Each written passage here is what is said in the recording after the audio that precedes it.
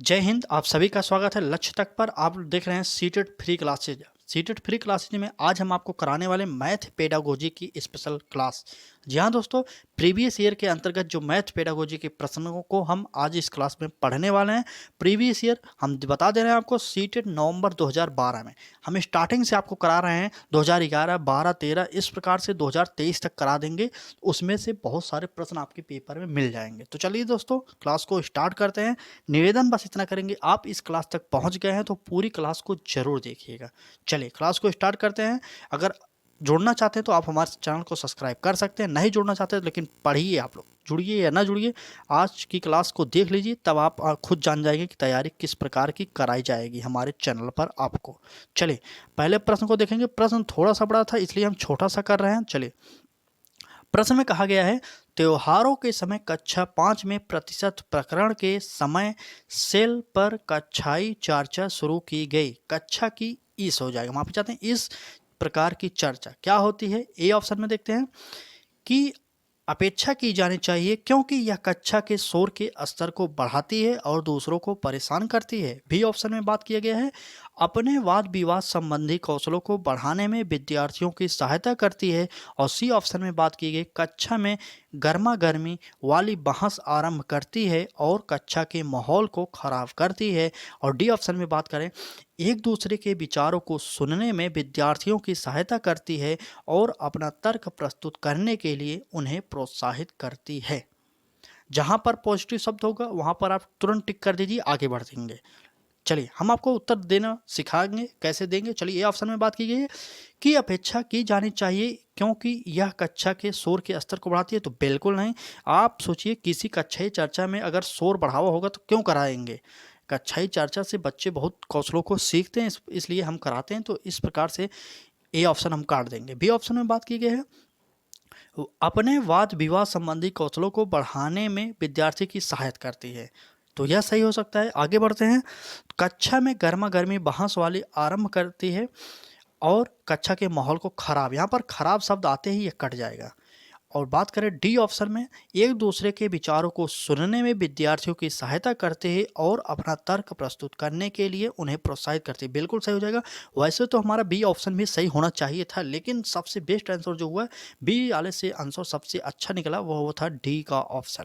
D option हमारा सही हो जाएगा क्योंकि यहाँ पर बात की गई कि जब विद्यार्थी एक दूसरे के विचारों को सुनेंगे तो इसमें विद्यार्थियों की सहायता होती है अपने तर्क को प्रस्तुत करने में और समझने में भी। तो इस प्रकार से हम कह सकते हैं इस ऑप्शन में जो सबसे बेस्ट होगा वह होगा डी ऑप्शन। चले आगे बढ़ते हैं, अगले प्रश्न को देखते हैं। पूरी क्लास को देखिएगा। अगर आपने इस क्लास को मिस कर दिया तो मतलब सीडीपी हो या हिंदी हो, सभी को देखना पड़ेगा।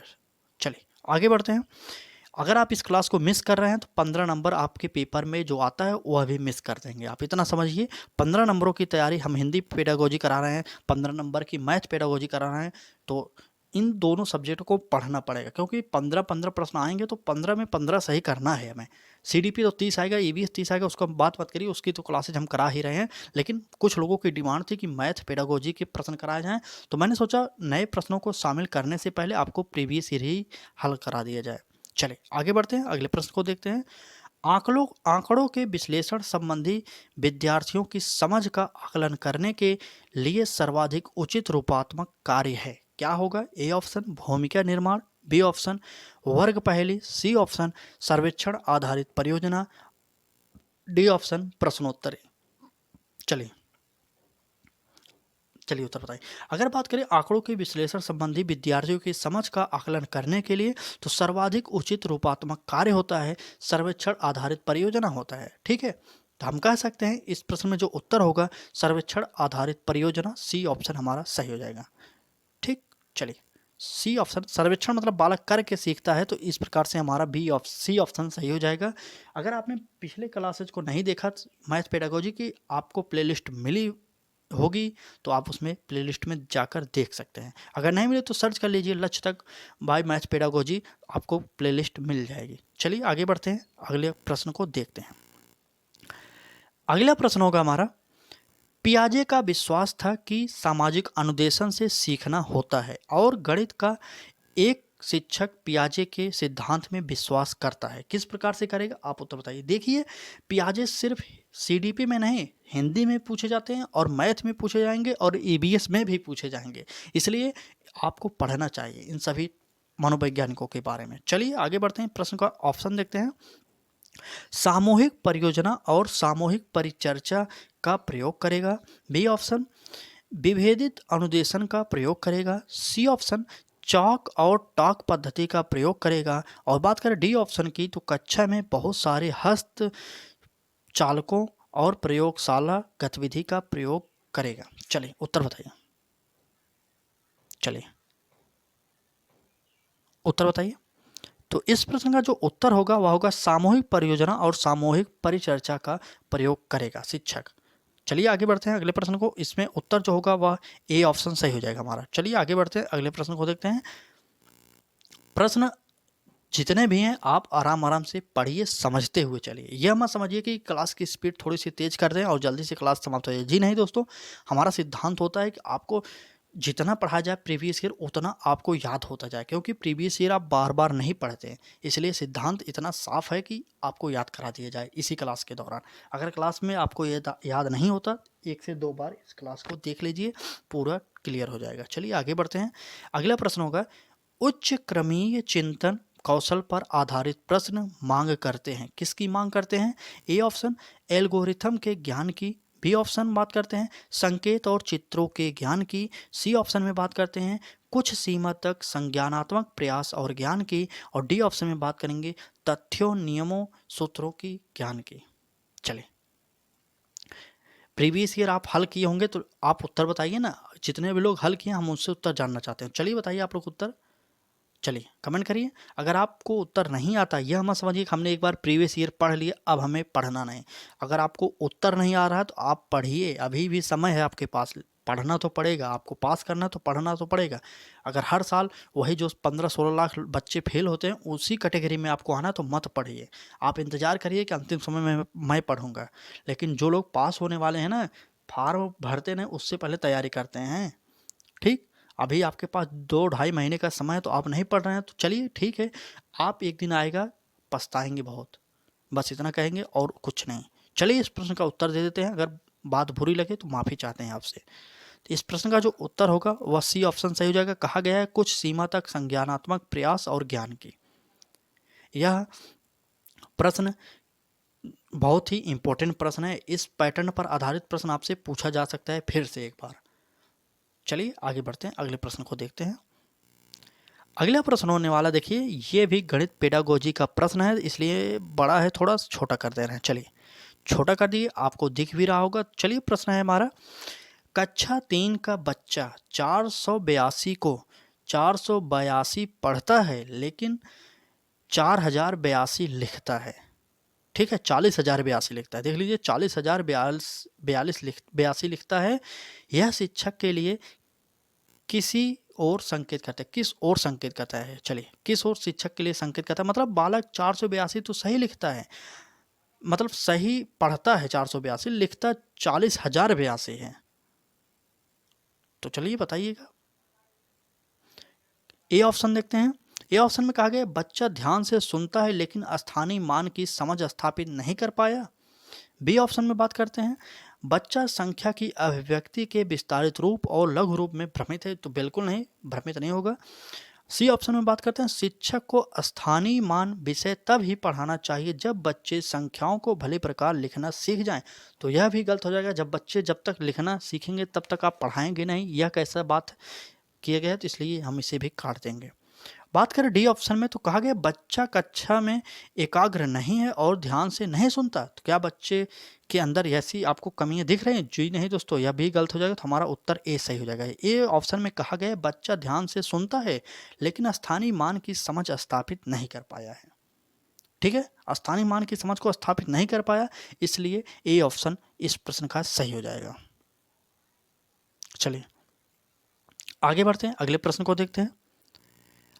अगला प्रश्न होगा हमारा शैलजा। कहा जा रहा है शैलजा विभिन्न तरीकों से संख्या को व्यक्त कर सकती है। उदाहरण के लिए 3 = 2 + 2, माफ़ी चाहते हैं, यहाँ पर क्या कहा गया है कि 3 बराबर 2 प्लस 2, थोड़ा सा मिसप्रिंट हो गया, माफ़ी चाहते हैं। चलिए यहाँ पर 4 होना चाहिए था, चलिए 4 हो जाएगा, चलिए यहाँ पर 4 हो जाएगा, लिख लीजिए 4। चलिए मैं बोल दे रहा हूँ 4 आप कर लीजिए। 4 बराबर 2 प्लस 2 ऐसे भी लिख सकते हैं, अथवा 4 बराबर 1 प्लस 3 आदि। वह संख्या के किस विकासात्मक स्तर पर है? तो बताइए आप लोग किस स्तर पर है।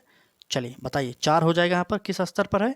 ए ऑप्शन में देखते हैं विभेजनात्मक अवस्था, बी ऑप्शन में देखेंगे गुणनखंडीय व्यवस्था, सी ऑप्शन में संक्रिय अवस्था और डी ऑप्शन में परिणात्मक अवस्था। थोड़ा सा मिस प्रिंट हो जाए उसके लिए माफ़ी चाहते हैं, मानवीय त्रुटि हो जाती है कभी काल, आप एडजस्ट कर लीजिए, मैं बता दे रहा हूँ ना, आप एडजस्ट कर लीजिए, ठीक है, फिर से गलती नहीं होगी।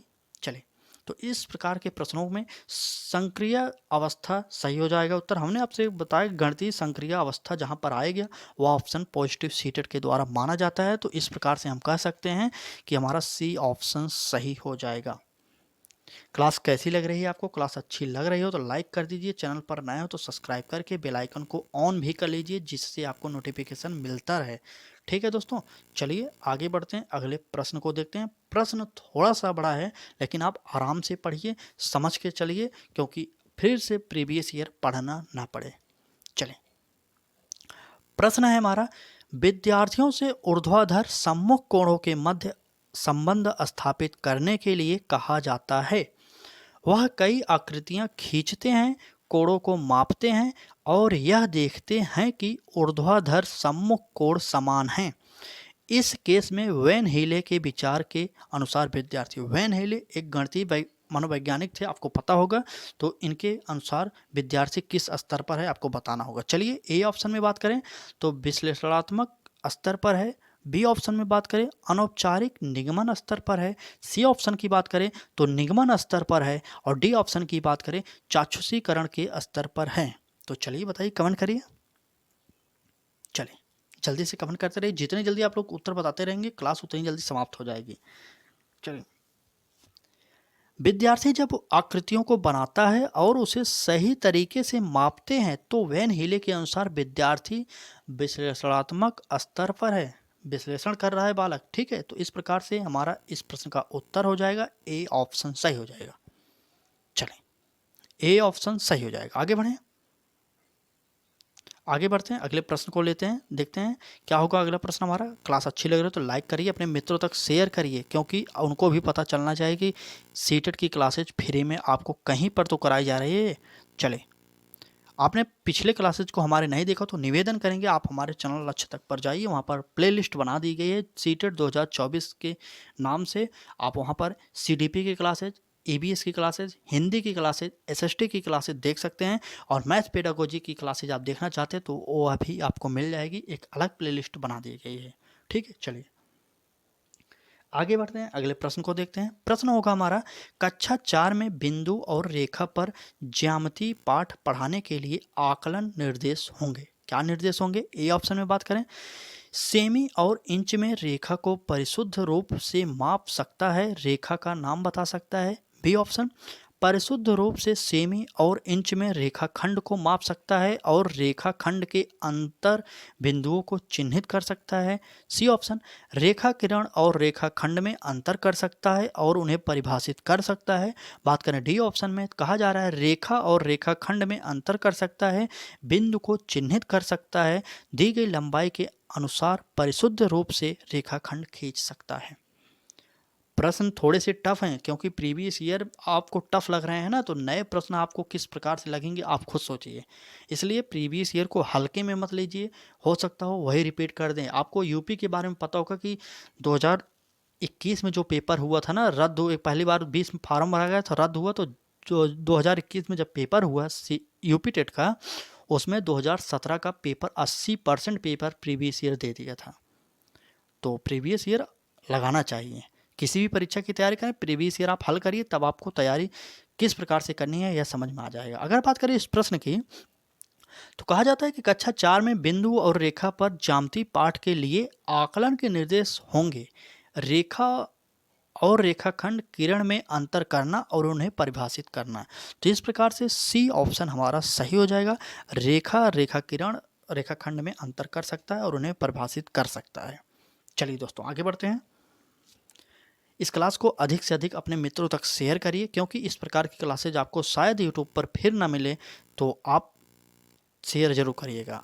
क्लास अच्छी लग रही है तो लाइक कर दीजिए, चैनल को सब्सक्राइब नहीं किए तो कर दीजिए, क्योंकि आपको यहाँ पर टीचिंग एग्जाम स्पेशल तैयारी कराई जाएगी। बात करें UP TET, C TET, REET, super TET, Bihar BPSC 3.4 की भी तैयारी कराई जाएगी। तो सभी की तैयारी यहाँ पर निःशुल्क कराई जाएगी। आप जिस परीक्षा से जुड़े हो तो एक बार हमारे चैनल पर विजिट करिए, आपको क्लासेज मिल जाएंगे।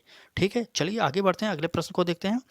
कहा गया है अगले प्रश्न में हमारा, किन दो संख्याओं का कहा जा रहा है किन दो संख्याओं को गुणा करने पर 24 गुणनफल प्राप्त होगा। यह प्रश्न क्या है? ए ऑप्शन है बंद अंत वाला प्रश्न है, क्योंकि इसके निश्चित संख्या में उत्तर हैं।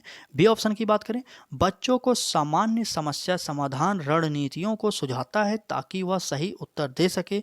बात करें सी ऑप्शन में, अधिसंज्ञानात्मक रूप से चिंतन करने में बच्चों की सहायता करता है। बात करें डी ऑप्शन की, तो मुक्त अंत वाला प्रश्न है, क्योंकि इसके एक से अधिक उत्तर हो सकते हैं।